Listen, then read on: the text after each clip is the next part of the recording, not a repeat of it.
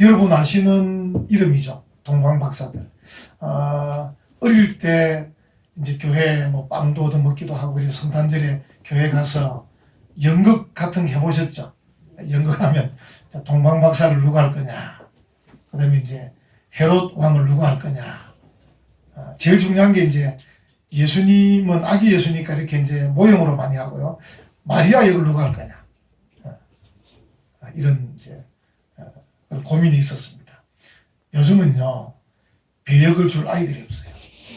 배역. 전에는 서로 마리아 하려고 싸웠는데 지금은 배역을 줄 아이들이 없다는 게 참 어려운 현실입니다. 근데 이 동방이라는 게 어떤 나라인지 정확히는 모릅니다. 이스라엘이 아닌 이방 나라이고요.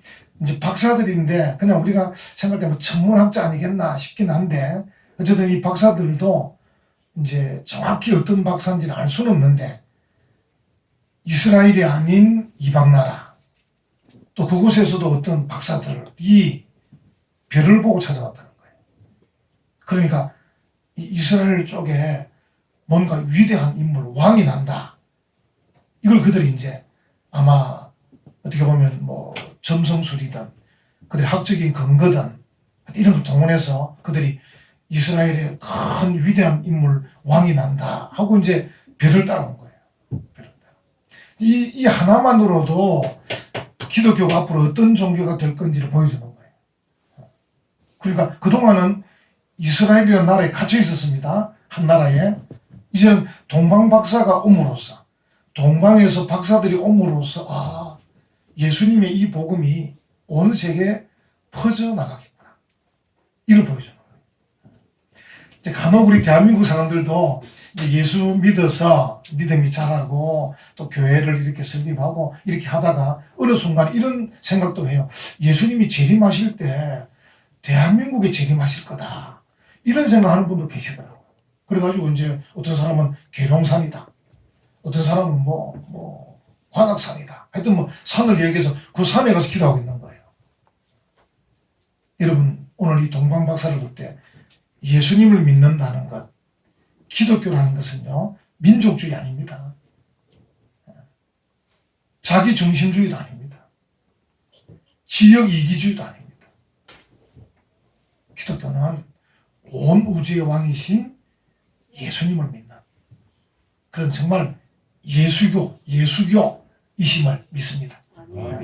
우리 교회도 대한예수교 장로회 은혜협평학교회입니다. 그래서 이 동방 박사를 볼 때 기독교가 온 우주의 왕이신 예수님을 믿는 온 우주적인 교회다. 이렇게 볼 수 있습니다. 그래서 우리가 조금 폭을 넓히는 게 좋을 것 같아요. 좀 이 민족주의, 지역 이기주의, 이런 거 좀 버리면 좋을 것 같아요. 좀 폭넓게, 좀 포용하고. 그래서 제가 아까 기도도 했지만 지금 우리 대한민국의 문제가 뭐냐면 이 진보와 보수가 지금 싸우고 있는 거예요.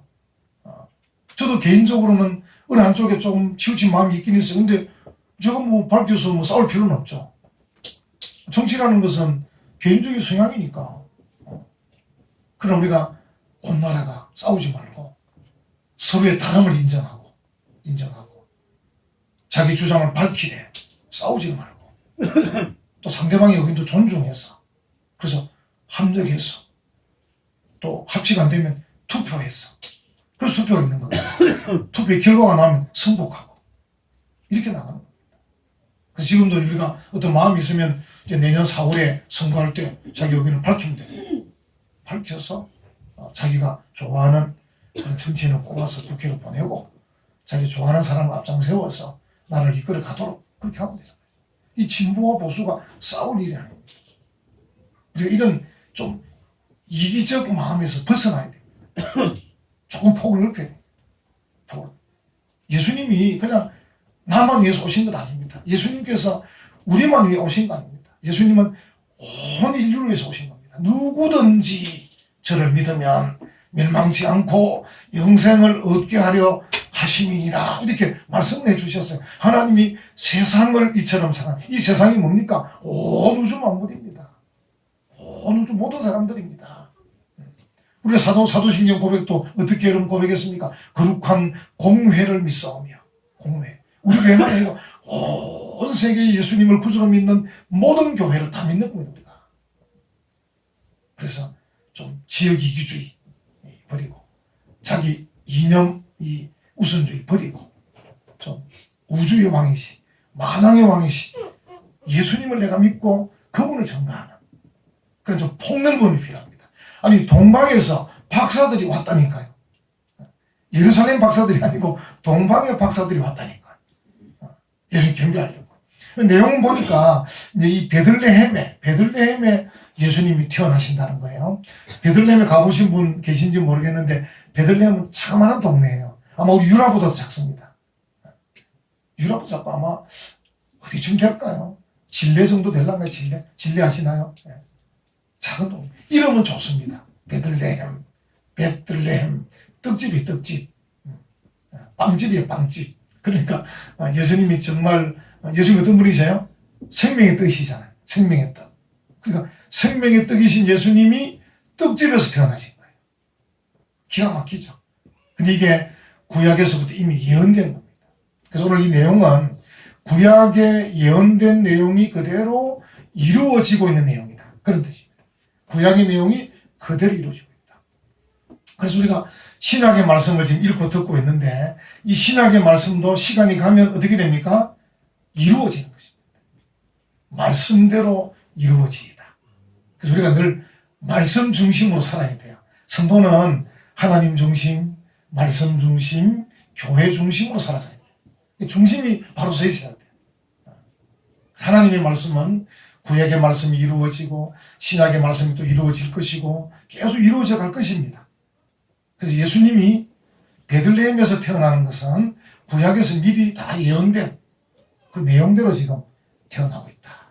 근데 이걸 동방 박사들이 정확히는 몰랐지만 대략 알고 지금 찾아온 거예요. 대략 알고. 이렇게 찾아온 거예요. 참 기가 막히죠. 찾아와서 이제 이 헤롯 왕과 이 사람들 앞에 와서 유대인의 왕으로 나신 이가 있는데 어디 있습니까? 이렇게 온 거예요. 저희들이 연구한 바로 이 이스라엘에 이 왕으로 나신 아기가 지금 태어났는데 어디 있습니까? 하고 이렇게 이제 온 거예요. 이 이름 한번 보십시오. 3절에 한번 보십시오. 헤롯 왕과 온 예루살렘이 듣고 어떻게 됐습니까? 소동한지라. 이게 무슨 일이냐? 헤롯이라는 사람은요, 원래 이제 이두메라는 출신, 유대인이 아닙니다. 이두메 출신의 친로마인입니다. 친로마인. 그 당시가 로마 시대잖아요. 그래서 이제 이 헤롯의 아버지 때부터 이 로마 정부에 붙어가지고 권력을 계속 누려온 가문입니다. 그래가지고 헤롯이 이 유대 지역의 왕으로 임명을 받아 지금 온 거거든요. 그래서 이 헤롯은 그 가문 자체가 권력의 암투가 많은 집안이에요. 그래서 이제 나중에 헤롯이 죽고 난 뒤에 헤롯의 유언이죠, 유언. 상조 유언이 12장이나 발견됐어요. 이 엉터리가 11개가 있다, 11개. 그 정도로 권력 암투가 심한 집안입니다. 이 헤롯은 뭡니까? 이 권력에 대한 노이로제, 이 권력에 대한 스트레스가 굉장한 사람이거든요. 그러니까 이 동방 박사들이 와가지고 유대인의 왕으로 나신 이가 어디 있습니까? 하니까 깜짝 놀라는 거예요. 왜냐하면 영안이 어둡기 때문에 이게 예수님 구세주이신 줄은 모르고 유대인의 왕이라 그러니까 아니 나 말고 또 다른 왕이 그럼 태어난단 말이냐 이런 마음이 드니까 얼마나 불안했겠습니까? 헤롯으로서. 그런데 헤롯만이 아니고요, 대제사장들, 서기관들도 불안한 거예요. 왜냐하면 지금 헤롯 옆에서 붙어있는 대제사장, 서기관들은 친헤롯파예요. 헤롯이 그동안에 법도 없이 사람 많이 죽였습니다. 역사적으로 보면 폭군입니다. 폭군. 남아있는 사람들은 다 친헤롯파예요. 만약에 이제 헤롯이 뒤바뀐다 생각해보세요. 왕이 바뀐다. 어떻게 되겠습니까? 자기들도 같이 날아갈 거예요. 얼마나 두렵겠습니까? 그래서 이 사람들도 소동하는 거예요. 백성들도 소동합니다. 왜 소동합니까? 헤롯이 폭군인데 만약에 유대인의 왕으로 누가 태어난다 했을 때 만약에 그 왕이 헤롯을 제거하고 왕이 되면 다행이에요. 만약에라도 그 사람이 왕이 되지 못하고 헤롯이 그 사람을 죽이는 가운데 이 나라를 또 얼마나 피바다를 만들 거냐. 불안한 거예요. 그러니까 이런 것들 때문에 헤롯도 대제사장들도 서기관들도 백성들도 다 소동한 거예요. 다 소동. 그래서 이게 온 예루살렘이 듣고 소동한지라 이렇게 지금 얘기를 하고 있는 것이죠. 그러니까 참 얼마나 참 어려운 시대를 그들이 살고 있는가. 그러니까 로마의 지배를 받고 있고, 그죠? 이때가 우리가 말하면 이제 예수님이 태어난 때니까 언제입니까? AD 1년이잖아요. AD 1년. 정확하게는 맞지 않지만 그냥 우리가 생각할 때 객관적으로 AD 1년입니다. 1년. 지금부터 2019년 전이란 말이에요. 로마가 이스라엘을 지배하고 있고, 그리고 그들이 내세운 꼭두각시 헤로드 왕이 폭군이에요. 폭군. 그러니까 그 유대인들의 삶이 얼마나 고달팠겠는가. 짐작은 해볼 수 있습니다. 로마의 지배를 받고 있고, 그들이 세운 꼭두각시가 폭군이고, 그 옆에 있는 이 관리들이 다 아첨하는 간신들이고, 그러니까 일반 백성들의 삶은 정말 피곤한 거죠. 그 상황에 동방에서 박사들이 와서 유대인의 왕으로 나신 이가 있다는데 어디에 있습니까? 이러고 있는 거예요. 그러니까 헤롯도 불안하고 관리들도 불안하지만 백성들의 마음도 불안한 거. 불안한 그런 마음. 그래서 우리가 이것은 지금 헤롯도 제대로 알지 못하는 상황이고 대제사장 서기관들도 영적으로 잘 알지 못하는 거예요. 성경에 다 나와 있는데, 성경에 구세주가 태어날 거라고 나와 있고, 그는 태어나도 연한순같이 갈대같이 막 그렇게 날 거라고 다 나와 있습니다. 막 창과 칼을 들고 나를 뒤엎는 구세주가 아니라 영적인 영혼을 구원하는 그런 구세주심이 구약에 다 나와 있는데도 그걸 영안을 열고 알지 못하니까 그들이 두려워하고 소동하고 있다. 그렇게 보여집니다. 이제 4절부터 한번 보시면요. 4절부터 이제 쭉 보면 왕이 이제 묻습니다. 왕이 모든 대제사장과 백성의 서기관들을 모아서 그리스도가 어디서 나겠느냐? 이렇게 묻습니다. 물으니까 5절에 한번 보세요. 기가 막힌 이야기입니다. 5절에 이르되, 이제 이 박사들이 이제 답을 하는 거예요. 그날 이스라엘의 박사들이 답을 하는 거예요.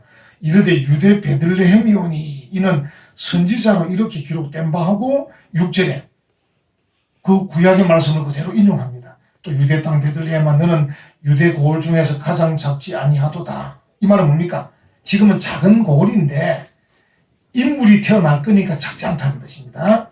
그래서 가장 작지 아니하도다. 네게서 한 다스리는 자가 나와서 내 백성 이스라엘의 뭐가 되죠?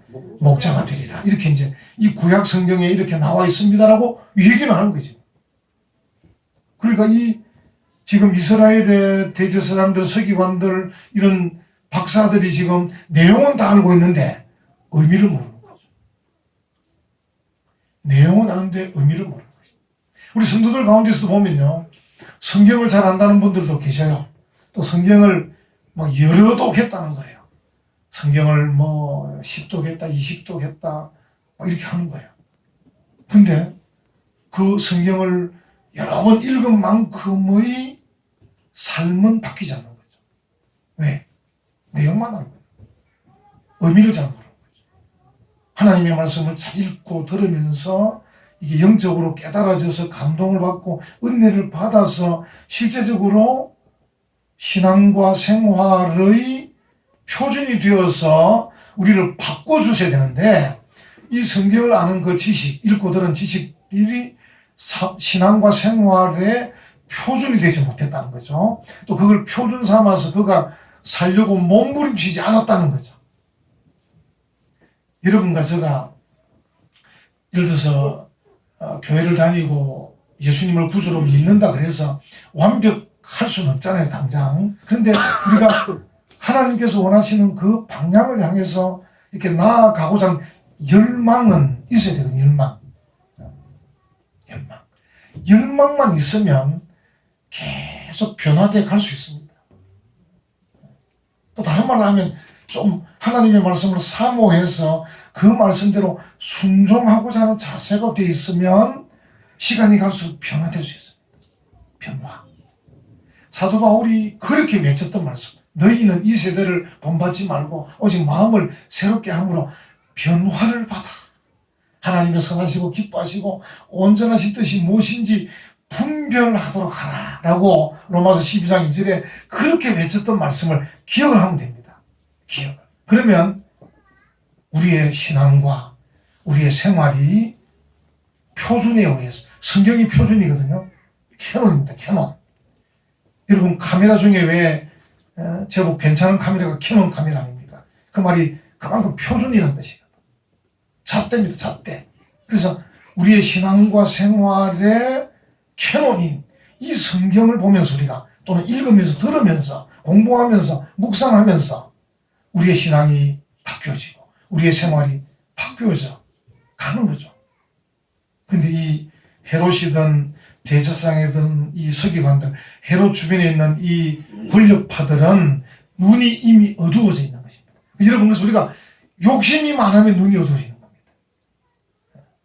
저도 막 큰 소리 칠 사람은 못 됩니다만 이 욕심이 제일 문제거든요. 여러분 아시잖아요. 욕심이 잉태한 적 뭐를 낳습니까? 죄를 낳고, 죄가 장성한 적 뭘 낳습니까? 사망을 낳느니라. 흐름이 그 흐름이라고요. 우리가 지금 그냥 이 교회 이야기가 아니라도 우리가 텔레비전과 뉴스를 보면서도 정치인들, 공무원들을 보면서 알 수 있잖아요. 그 사람들이 그렇게 많이 배우고 좋은 대학 나오고 고시 합격하고 그렇게 살면서도 결국은 나중에 이렇게 쇠고랑 차는 거 보면요. 욕심이 잉태한 지 죄를 낳고 죄가 장성한 지 교도소에 가느니라. 이렇게 참 우리가 생각할 때는 와, 그 고시 합격한 것만 해도 온 집안이 경사인데 그것만 해도 막 깨끗하게 살면 좋을 것 같은데 그게 성이 안 차는 거예요. 왜? 욕심 때문에. 욕심 때문에. 우리 병원의 의사 선생님들도 욕심이 없으면 얼마나 좋은 의사가 되겠습니까? 근데 그분들이 뭐 이런 거, 얼마 전에 보니까 유령 수술이라고. 그러니까 자기가 수술하겠다고 사람을 모아놓고는 수술은 아무나 시켜가지고. 그런 일도 서울에 비일비재한 거예요. 조선족 의사를 시키고 막 이렇게 하는 겁니다. 욕심이 이제 과한 거죠. 자기가 할 수 있을 만큼 수술하고 할 수 있는 만큼 돈 벌면 돼. 돈 더 많이 벌려고 하니까. 더 많은 사람 수술해서 돈 벌려고 하니까 욕심이 앞서니까 법을 어기고 법을 어기다 사고가 나는 거예요. 사고가 나니까 이제 덜 돈이 나고 그러다 보니까 조사를 받게 되고 그러다 보면 이제 법에 의한 심판을 받게 되고 욕심이 있으면 눈이 어두워집니다. 여러분들 생각할 때 우리는 뭐 그런 뛰어난 사람도 아니니까 괜찮겠지. 천만의 말씀. 여러분도 다 욕심 있잖아. 그래서 하나님 말씀이 잘 귀에 안 들리는 겁니다. 잘 안 들리고 또 감동이 잘 안 되고 은혜가 잘 안 되고 또 그 말씀에 의해서 변화를 잘 못 받는 거예요. 이 변화는 그냥 적당한 체인지가 아닙니다. 영어로 체인지가 아니고 뭐라 그랬죠? 이노베이션. 혁명. 혁신. 나의 삶에 혁신이 일어나려고 그러면 내가 정말 욕심이 없어서 하나님의 말씀이 귀에 들려야 됩니다. 하나님의 말씀이 내 마음을 좀 감동해 줘야 됩니다. 하나님의 말씀이 나를 좀 움직여 주어서 내가 눈물이 나든지 기쁘든지 해야 된다니까요. 그래서 이노베이션, 혁신이 일어나야 돼요. 적당한 체인지가 아닙니다. 이게 불가능한 게 아닙니다. 여러분 마음만 열면 됩니다. 영혼만 열면 됩니다. 욕심만 좀 버리면 됩니다. 유혹의 욕심을 따라 썩어져가는 구습을 쫓지 마라. 적어도 우리가 이제 하나님 말씀을 듣고 예수 믿겠다 고백하고 세례를 받고 이렇게 이제 또 집사도 되고 교회 다니면 이제는 욕심을 따르지 마라. 여러분들이 하루아침에 100% 완벽한 성도가 되란 말이 아닙니다. 열망을 가져라. 하나하나씩 바꾸어 가라. 변화해 가라. 그러면 되는 겁니다. 근데 지금 헤롯도 대제사장들도 서기관들도 지금 눈이 어두워가지고 이 구약의 말씀을 읽기는 읽으면서 왕이시여 이런 말씀이 구약에 있습니다 하고 읽기는 읽었는데 이게 무슨 말인지 모르는 거예요. 어떻게 보면 아이들도 다 할 수 있는 주일학교 학생도 다 할 수 있는 그런 말씀인데 유대 땅 베들레헴에 다스리는 자가 나온다는 이 말씀 구세주겠다 메시아겠다 어린아이도 대충 알 수 있는 이 말씀이 그들에게는 와닿지 않는 것이죠. 그래서 박사들이 유대인의 왕을 찾아왔는데 이게 구세주라는 생각을 안 하고 헤롯이 어떻게 생각합니까? 정치적인 왕으로 생각해요. 정치적인 왕으로. 여러분 아시잖아요. 나중에 어떻게 합니까? 헤롯이 박사들이 말한 때를 기준으로 해서 그 2살 이 아이들 다 죽입니다. 피비린내 나는 피비린내. 얼마나 어리석은 일입니까? 그냥 둬도 되는데요. 자기는 좀 있으면 물러나고 죽을 건데. 그 아이가 왕이라더라도 자라려면 30년 앞으로 걸릴 건데. 이게 욕심의 눈이 뭐니까? 판단력을 상실하는 것입니다. 지혜가 없어지는 것입니다. 그래서 폭군이 되는 것입니다. 그날 우리가 여러분과 제가 늘 욕심을 버리고 마음을 열고 영안을 열고 하나님의 말씀을 아멘으로 받고 받은 하나님 말씀을 순종하려고 한번 실천도 해보고 노력도 해보고 완벽 안 해도 괜찮습니다. 여러분에게 그 방향만 길만 바르면 됩니다. 길. 내가 가는 길이 어떤가 길이 바르면 됩니다. 한 걸음 한 걸음 가다 보면 말씀들이 깨달아지고 이해가 되어지고 와닿게 되고 은혜가 되고 감동이 되고 그렇게 되는 거지. 지금 이 헤롯이나 이 권력 주변에 있는 사람들은 지금 눈이 어두워졌으니까 구약의 말씀을 읽기만 읽지 내용을 모르고 있다. 정말 안타까운 그런 내용입니다. 자, 이제 박사들이 갑니다. 박사들이 이제 가는데 8절에 보면 7절 8절은 헤롯이 이제 이 박사들을 보내면서 이제 혹시 찾게 되거든 내게도 알려주면 좋겠다. 나도 가서 경배하겠다 이렇게 말합니다. 이런 순전히 악한 음모입니다. 그래서 오늘 제목이 뭡니까? 경배하는 동방 박사들인데 경배하려고 하는 헤롯 왕 이렇게 제목을 잡아서는 절대 안 되는 것입니다. 왜냐하면 헤롯은 경배하려는 마음이 전혀 없습니다. 제가 앞에서 말씀드린 대로 헤롯은 이제 동방 박사들이 제대로 아기 예수를 찾아서 경배하고 나서 헤롯에게 알려주면 헤롯이 그 집을 급습해서 다 죽이려고 생각하는 이 음모의 마음입니다. 그래서 헤롯의 경배는 올바른 경배가 아니고 음모다 하는 것입니다. 그리고 이제 9절에 보면 박사들이 왕의 말을 듣고 갈새 이제 왕궁을 나서서 나가는데 동방에서 보던 그 별이 문득 앞서 인도에 가다가 별이 다시 나타난 거예요. 박사들이 동방에서 올 때도 별의 인도를 따라서 이스라엘까지 왔는데 그래서 이제 이스라엘 위에 머물러 있으니까 어딘지 모르니까 왕궁에 들어가서 우리가 동방에서 온 박사들입니다. 왕을 좀 만나게 해주십시오. 만나서는 우리가 이렇게 연구해서 판단하고 여기까지 왔는데 유대인의 왕으로 나시니까 어디 있습니까? 이렇게 물었단 말이죠. 그럼 대화가 끝난 다음에 왕궁을 나오니까 다시 별이 나타났는데 이 별이 인도를 하는 겁니다. 베들레헴으로. 베들레헴은 예루살렘에서 멀지 않습니다. 조금만 가면 됩니다. 그래서 그 별이 박사들을 인도를 하는 겁니다. 여러분 이것은 자연적 현상이 아니고 뭡니까? 초자연적 현상. 그러니까 하늘에 별이 얼마나 많습니까? 그래서 평소에 보던 자연적 현상의 별이 아니고 이것은 초자연적 현상의 별입니다. 박사들이 알 수 있을 정도로 우리를 인도하네. 알 수 있습니다. 여러분 한번 생각해 보세요. 여러분과 저에게 하나님께서 오늘날은 별을 보여주시지 않고 말씀을 해주세요. 여러분이 말씀을 읽으실 때요. 어떤 경우에 2018년도에 읽었을 때는 아무 은혜가 안 됐는데 2019년도에 읽었는데 은혜 될 때가 있어요. 그죠? 여러분에게 별이 나타난 겁니다. 별이.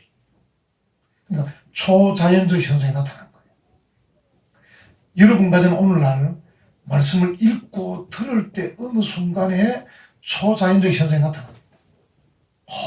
이 말씀이 이런 말씀이었어. 감동이 됩니다. 그리고 성령님께서 우리를 감동하셔요. 감동해 주세요. 여러분들이 항상 마음이 좀 열려 있어야 돼요. 아까 좀 욕심을 좀 버리고 마음이 열려 있어야 초자연적 현상이 일어나게 됩니다. 그래서 말씀이 갑자기 깨달아질 수도 있고 또 갑자기 성령께서 내 마음을 감동해 주시대요. 여러분 보통 우리가 뭐 어떤 조그마한 어떤 뭐 여행을 가든 책을 읽든 뭐 맛있는 걸 먹든 하다 보면 기분이 업된다. 그렇죠. 기분이 업된다. 그런 정도보다도 수준이 다른 성령으로 말미암는 감동, 성령 충만 이게 확 일어날 수 있어요. 초자연적이었어요. 여러분 보세요. 여기 제가 뭘 이야기하려고 그러냐면요. 10절에 보면요. 이 박사들 그들이 별을 보고 그러니까 다시 나타난 그 초자연적 별을 보고 어떠합니까? 지금 그들이 매우 크게 기뻐합니다. 할렐루야. 만약에 여러분과 저에게도 생각해 보세요. 우리에게도 하나님의 말씀이 평소에는 읽으면 졸리는 말씀인데, 그죠? 여러분 잠안 올 때 읽으면 정말 좋은 말씀이 성경이잖아요. 그죠? 잠안 올 때. 또 제 설교가 유튜브에 지금 방송이 되고 있는데 여러분이 잠 안 올 때 꼭 들어보시면 됩니다. 그래서 유튜브 딱에서 변성기 모사 검색해서 설교 틀어놓고 주무시면 됩니다. 여러분 새벽까지 저절로 잡니다. 이게 들으면 잠이 오는 말씀인데 만약에 어느 날 이 말씀이 귀에 팍 꽂힌다 생각해보세요. 어느 날 마음에 와닿는 생각해보세요. 어느 날 나를 감동시킨 생각해보세요. 기쁠 수밖에 없어요. 지금 이 박사들이 너무 기쁜 거예요. 동방에서 이 별이 이스라엘까지 인도를 해와서 자세히 몰라서 왕궁에 들어갔는데 나오니까 이 별이 인도를 하는 거예요. 베들레헴으로. 얼마나 기쁘겠습니까? 기뻐하고 기뻐하더라.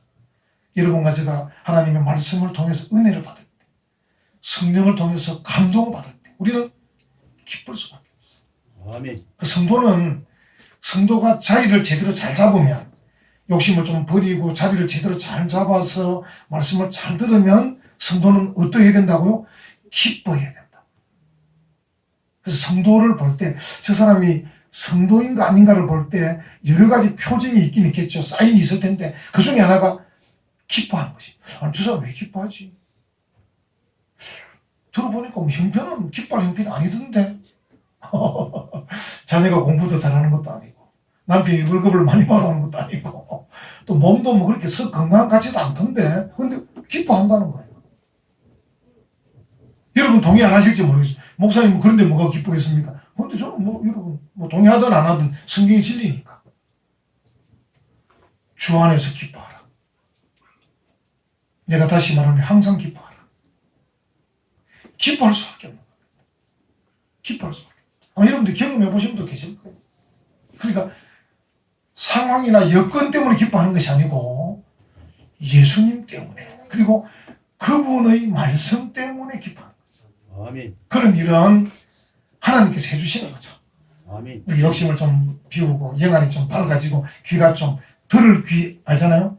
우리 귀등으로 안 듣고 들을 귀로 듣고 한쪽 귀로 듣고 한쪽이 흘리는 게 아니고 두쪽 귀로 다 잘 듣는 뭔가 들을 귀가 되고 받아들일 마음이 되고 영안이 열리면요 말씀을 통해서 은혜를 받으면 기쁠 수밖에 없어요.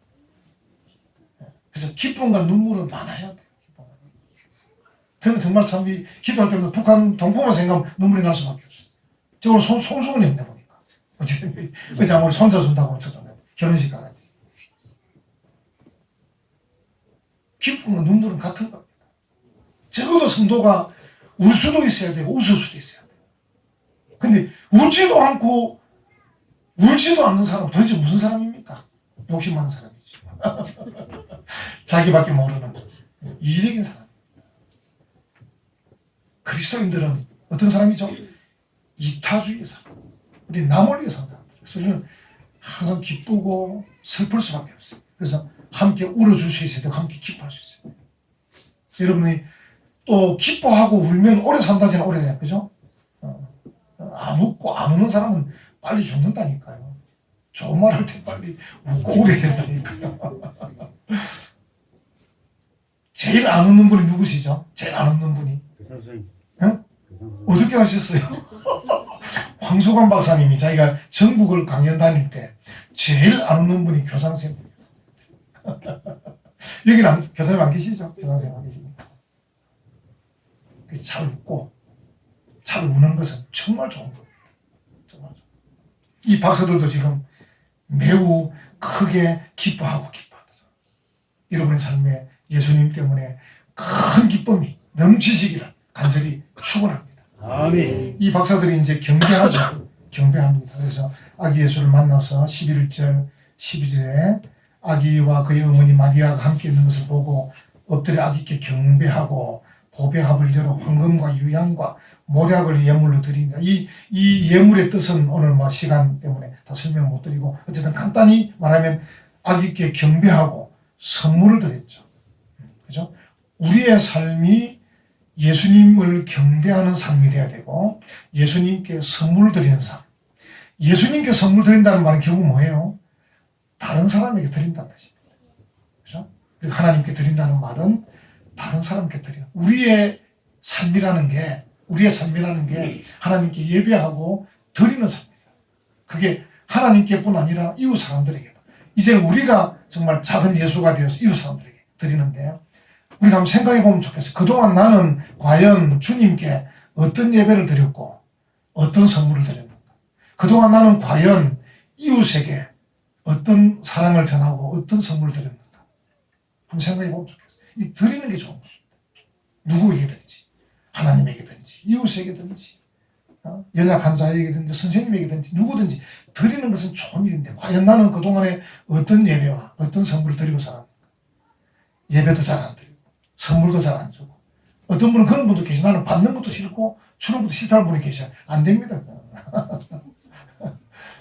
자기 받기 싫으면 주는 거라도 잘 주셔야 되지. 좋은 거는 받기도 하고 주기도 하고. 오늘 이 말씀을 통해서 우리는 헤롯의 경배가 아닌 동방 박사들의 경배를 드리는 믿음의 복된 성도들 다 되시기를 간절히 축원합니다. 아멘.